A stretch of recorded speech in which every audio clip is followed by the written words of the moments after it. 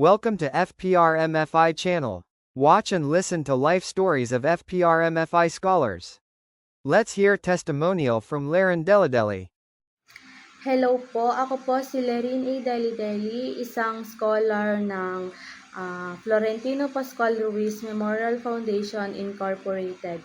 Ang journey ko po bago masali sa foundation ay masasabi ko din na mahirap financially kasi kahit high school pa lang po, madami din naman pong pinagkakagastusan at hindi naman din po ganun ka-stable yung trabaho ng pamilya ko noon. Kaya kapag papasok po ako sa school, minsan sapat lang yung baon ko or minsan kinukulang pa nga. So, sobrang thankful ko po noong naisali ako dito sa foundation, noong high school po ako at hanggang ngayong college na po ako, third year college, kasali pa po ako dito sa foundation. So, masasabi ko na sobrang thankful ako sa foundation na to kasi sobrang laking tulong nito sa akin, sa mga kapwa ko scholar at sa pamilya ko dahil hindi na po nila iisipin yung allowance ko at yung pang-boarding ko kasi binibigay na po ng foundation. And napakalaking tulong po nun sa akin kasi natutulungan ako nito na mag-aral ng mabuti. Ito yung isa sa mga rason na nagpo-push sa akin para mag-aral ako ng mabuti dahil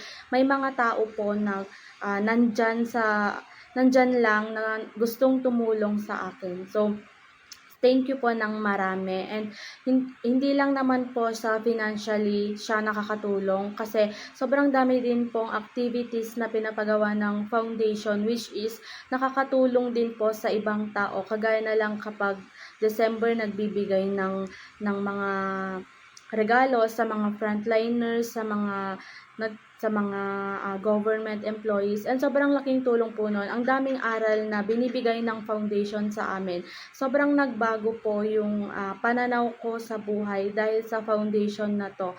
Mas lalo pa po akong tumapang and lumaban kasi alam ko na mahal ako ng foundation at sinusuportahan ako ng foundation na to. So, thank you very much po. More blessings to come and God bless po. We love you po. Thank you for watching.